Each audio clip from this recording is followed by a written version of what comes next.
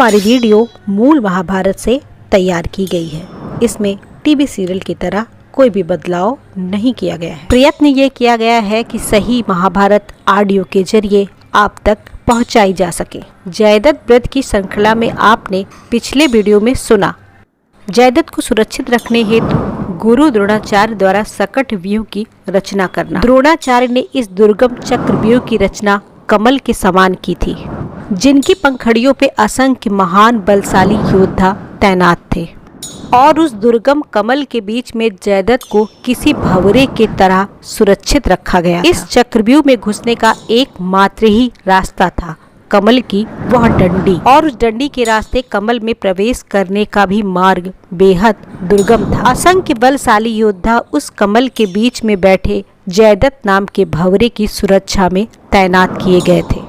उस कमल की डंडी पर दुर्योधन खुद अपने 18 भाइयों सहित तैनात था।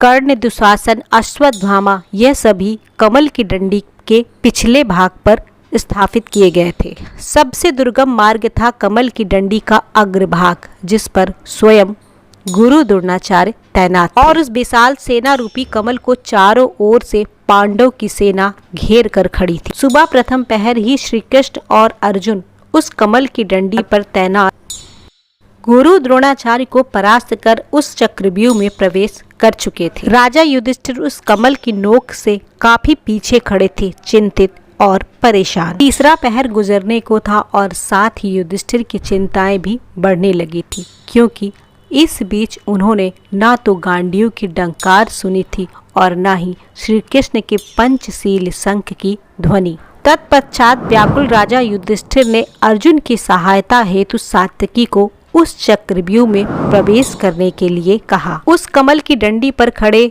गुरु द्रोणाचार्य और सात्यकी में भयंकर युद्ध हुआ। अंत में सात्यकी उस व्यूह में प्रवेश कर गया।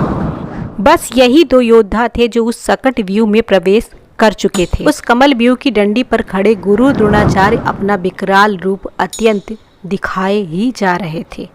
पहले उन्होंने कैकेयी कुमार और फिर उसके बाद उसके भ्राता चकितान का भी वध बड़े ही सरलता और क्रूरता पूर्वक कर डाला।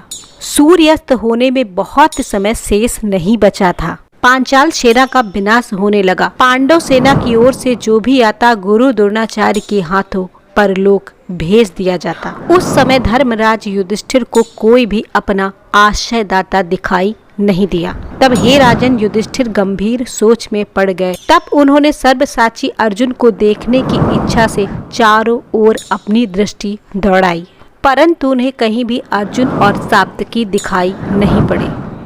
पुरुष सिंह अर्जुन को ना देखकर और उसके गांडियों की टंकार ना सुनकर राजा युधिष्ठिर की सारी इंद्रियां स्थिर पड़ने लगी।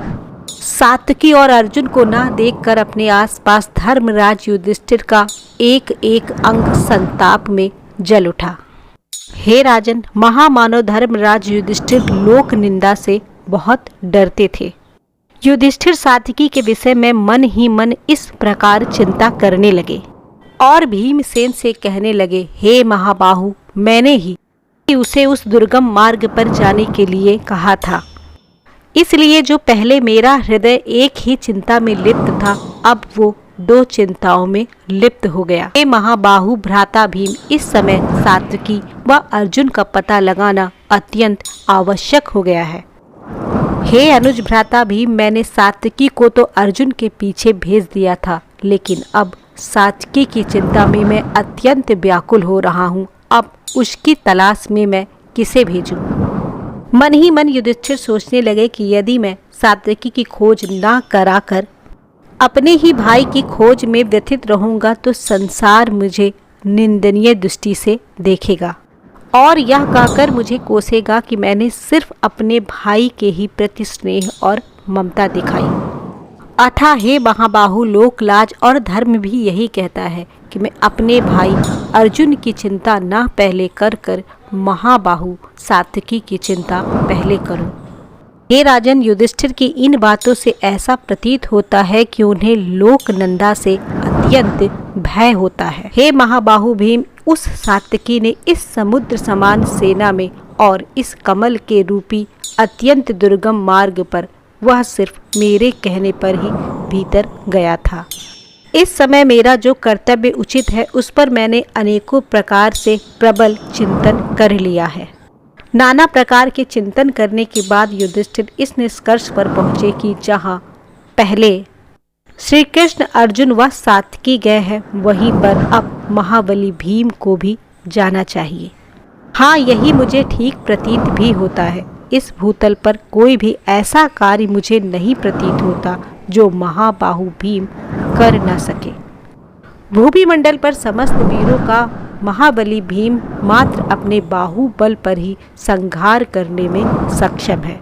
भले ही सामने शत्रु के हाथों में कितने ही विध्वंसक व संहारकारी अस्त्र शस्त्र क्यों न हो, लेकिन महाबली भीम पर विजय वो कदापि नहीं पा सकेंगे। अब राजा युधिष्ठिर थोड़ा और पीछे जाकर विचार करने लगे और मन ही मन यह सोचने लगे कि हम सब भाई 12 वर्षों के वनवास और 1 वर्ष के अज्ञातवास अपने इस महाबलशाली भ्राता भीम के कारण ही आज तक हम सुरक्षित रह सके। भीम के बारे में इतनी सारी बातें सोचकर राजा युधिष्ठिर अपने रथ को भीम के समीप ले जाकर खड़े हो गए। वीडियो में हम आपको युधिष्ठिर और भीम की वार्तालाप सुनाएंगे। युधिष्ठिर की आज्ञा से भीम भी उस सकट व्यूह में प्रवेश करने की चेष्टा करते हैं जहां पर उनका भयंकर युद्ध द्रोणाचार्य के साथ होता है, जिसमें द्रोणाचार्य का रथ 8 बार महाबली भीम ने हाथों से उठाकर फेंक दिया था। तो इंतजार करिए अगले वीडियो का। आज के लिए बस इतनी महाभारत।